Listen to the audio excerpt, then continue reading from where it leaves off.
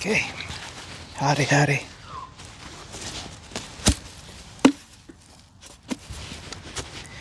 Paborito ko yung upuan na to. Madadalas nyo kung makita rito nakaupo. Dahil malapit ng taniman muli. Hari-hari.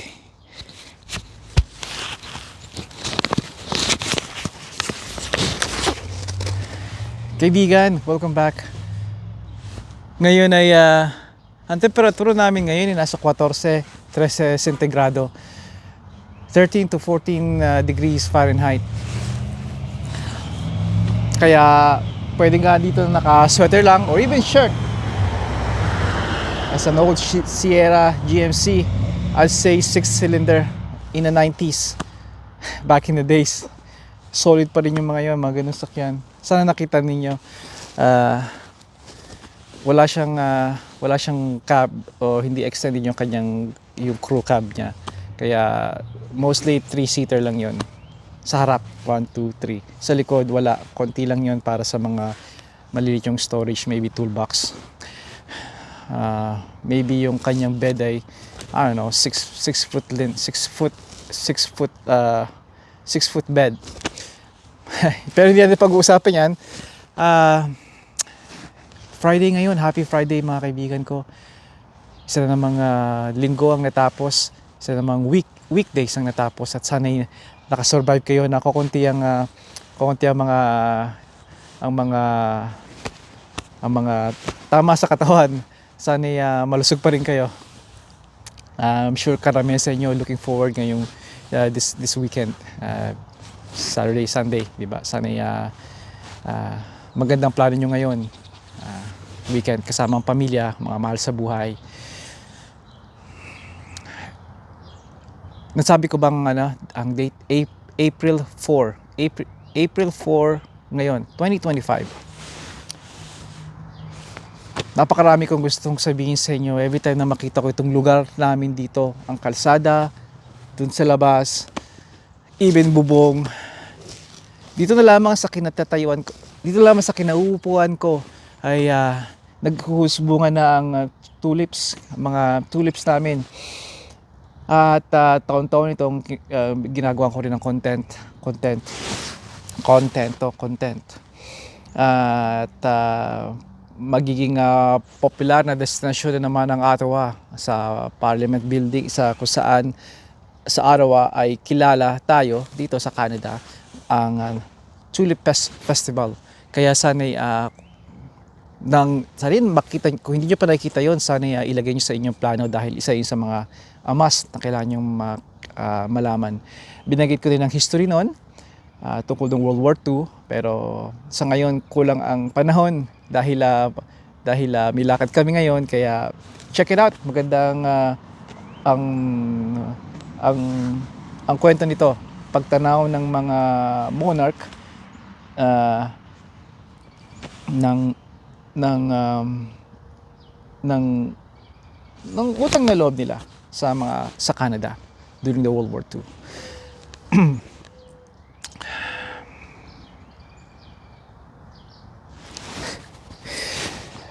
Pag-usapan natin ay ang sasakyan. I think kailangan yon bago pa maging huli ang lahat.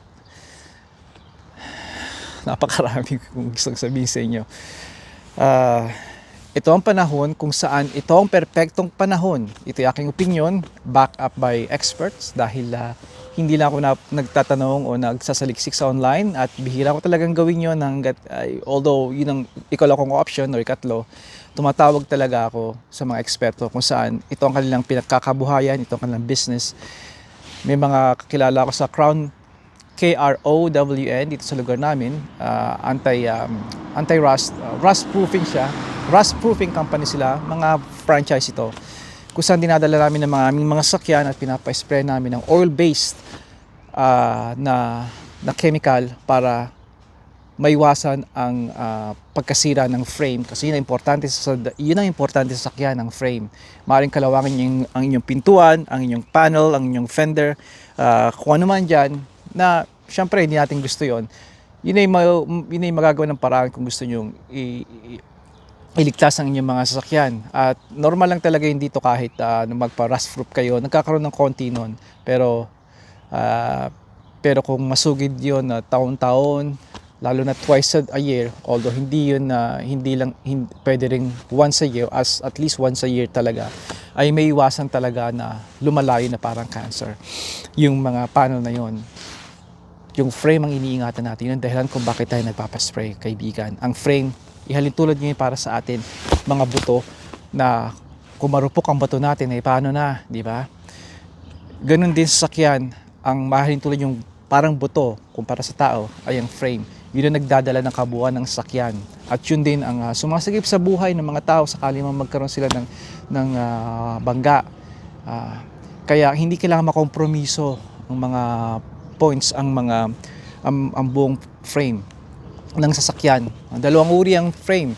Isang mga sinauna, katulad ng ang aking 32 years old na Caprice, ay buwang frame niya, katulad ng mga makikita nyo rin sa maraming mga truck, dahil kilala sila noon na isang buwang frame niya. Walang dugsungan yon, isang buo talaga siya.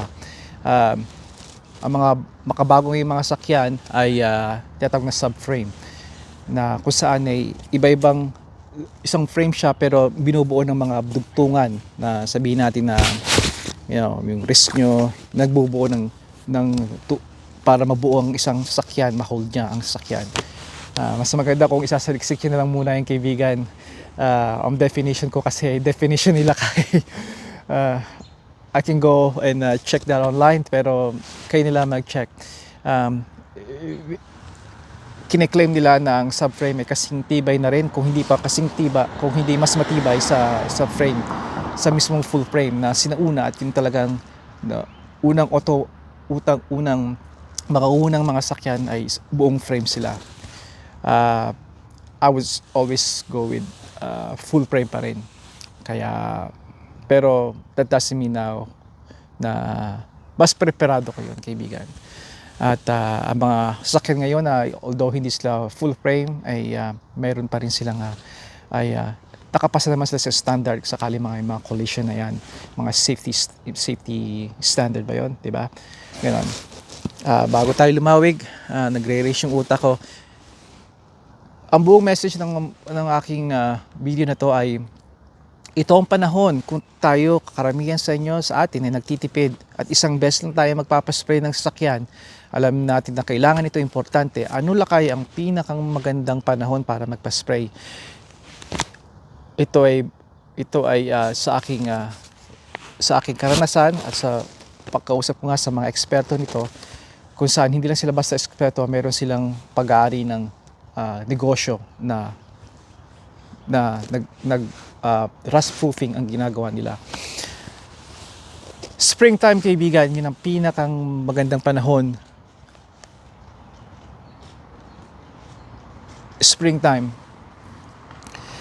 Madalas sa atin, napapansin ko na ang pag-spray, ang rust proofing nila ay tuwing winter, tuwing fall, kung saan parating na ang winter.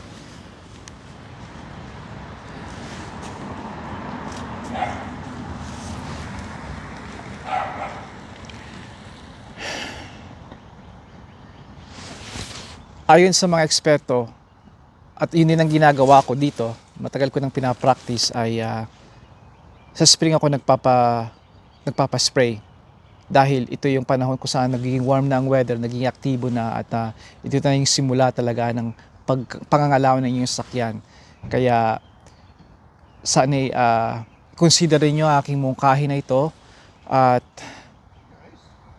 kung kayo mag-spray ng spring at fall, absolutely, napakaganda nun, kaibigan. Pero sa mga karamihan sa mga motorista ngayon, lalo na sa panahon ngayon na gusto makatipid at makuha pa rin ang resulta na gusto nila, spring ang dapat, kaibigan. Spring season. Kaya anong panahon sa spring?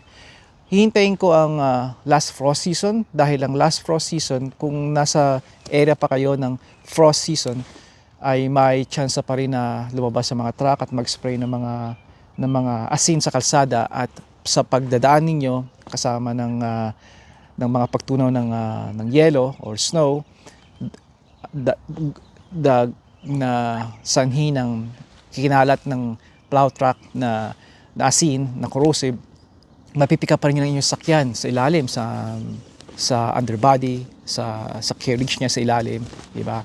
Kaya kapag wala na free na ng tapos ng frost, maghintay pa kayo ng 1 linggo at saka kayo magpa-spray. Sometime after the last frost, yun ang rekomendado ko. Ngayon, kung mag-spray naman kayo kahit kinabukasan na may nag-snow, nag-spring, I guess okay lang yan. Pero hanggat maaari, isipin nyo yung last frost. At makikita nyo yun sa mga website, especially sa mga Canadian,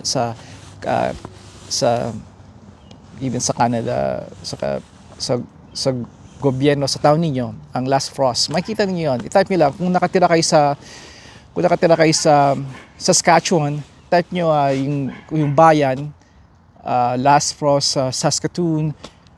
I-type nyo kung anong last frost day sa Saskatoon. At makikita ninyo na, ito yung date. And okay, kung ito ang date, then maghihintay ako ng 1 linggo after that, saka ako magpapa-spray. Halimbawa, dito sa Toronto, dito sa amin, magkaiba kami. Okay, dito sa Toronto, ang first week ng May, ang huling frost dito. That doesn't mean na bari pa rin na sa second week or after first week magka-snow pa rin. Ito yung tinatawag na average. Kaya magandang basihan yun. So magandang sundin yun. Kung unang week, let's say May 7 ang huling frost ng dito sa Toronto. And sa ikalawang week ng Toronto, doon na kayo magpa-spray. Dito sa lugar ko, kung saan notila ako ng Toronto, gitna kami, May 15.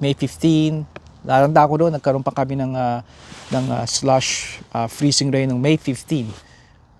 At again, halos tama ang pagkakasabi sa mga dokumento dito sa online na last frost dito sa lugar namin, sa just north of Toronto, Markham, Aurora, Vaughan, Newmarket, ay second week ng Mayo. Kaya kung ako'y magpapaspray, second week ng Mayo, pero nga mas maganda kung maghintay pa kayo ng ilang araw, best kung 1 linggo.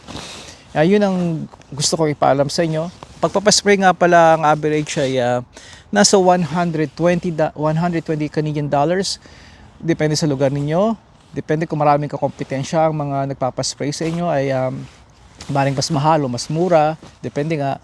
Kaya naglalaro doon. At again, kung mas malaki sa sakyan ninyo, kung mga full-size SUV, even full-size car, kotse katulad ng sedan, katulad ng aming Caprice, ay maring may dagdag ng ilang dolyar. At gawin nyo yun, kaibigan, kung gusto nyo mag-last ng inyong sasakyan. Ngayon, kung nagpapalit kayo lagi ng sasakyan every X amount of years, maybe every 5 years, every 3 years, kung ano man ang business ninyo, kung ano man ang diskarte ninyo, and I don't see na reason kung bakit pa kayo magpapaspray. Pero sa karamihan sa atin, kabilang ko na may pagdating sa sakyan, yung sentimental na kahalagahan sila na sa akin, ay gagawin kong lahat para malabanan ng kalawang o tinatawag na cancer nga. Kaya, di ba? Oil-based ang gawin nyo, kaibigan. Wala nang iba. Huwag kayong gagawa ng mga tinatawag na parang tar. Yung putik yung tar. May gagawa sa goma, rubberized yun na anti-rust din daw yun. Maganda yon. Ang problema nun, eventually, habang nagdadrive kayo, natatama ng mga pebbles, na tuwing summer, may mga off-roading kayo, or simply just yung panahon, nagkakrak yun, ng goma yun. Parang bumabalot yun. Okay? Napakaganda tight. Ang problema, once na magkakrak yun, nagpasukin ng hangin lang at moisture, enough na yun. At magrarat yun. Yung inyong frame magrarat inside, from the inside, from the inside out, from the inside, from sa loob mismo na hindi nyo nakikita yung problema. At tuwing nasisilipin nyo, ang ganda ng aking ng frame na aking sakyan, di ba? Maganda itong napili ko, pero nagngangalawang na pala. Kaya wag na wag, oil base ang gawin niyo, katulad ng aming, kung ma-check nyo at nandito kayo sa Ontario, Crown, K-R-O-W-N, marami dito, it's a franchise. Let me know, I can give you also their number. Pero madali lang, i-type nyo lang Crown in my area, Crown rust proofing in my area, type nyo lang yun. Makikita niyo yung mga suggestion. It's an average, again, 120, 150, depende nga sa lugar, depende sa laki ng sakyan ninyo or liit. Kaya yun lang, kaibigan. Napakarami ko pang gustong sabihin sa inyo, pero we'll keep this short. At hey, natututo ko ng konti pa rin to sa aking Samsung S24 Ultra. I hope nakuha ko yun ng tama. Nakita ko yung filter niya. I said, okay to I hope na magustuhan nyo, pero hindi ko to lagi gagawin. Pang eksperimento ko lang. Dahan-dahan ako natututo. At nga pala, sa dami kong gustong sabihin sa inyo, bala kong ipakita rin sa inyo o kung paano ko, alam kong karamihan din sa mga kilala nyo o mismo kayo, meron na kayo nito, action camera, meron akong Action 5 Pro, DJI Osmo. Napakaganda nito at gusto ko itong gawing paksa content para sa inyo kung sakali man naghahanap kayo ng ganitong uring camera. At napakaganda niya at pwede siyang, meron siyang paa. Kaya at yung mga gaheto kong gamit para magamit ko siya ng lubusan. Kaya abangan nyo yun. Hindi ko alam kung kailan, pero abangan niyo. At ano pa ba? Yun lang, kaibigan. Hanggang sa muli. Padayon. Huwag niyong kalimutan, ha? Sa mga mahal-mahalang sasakyan, magpa-rust proof kayo. Ito ang tamang panahon, springtime.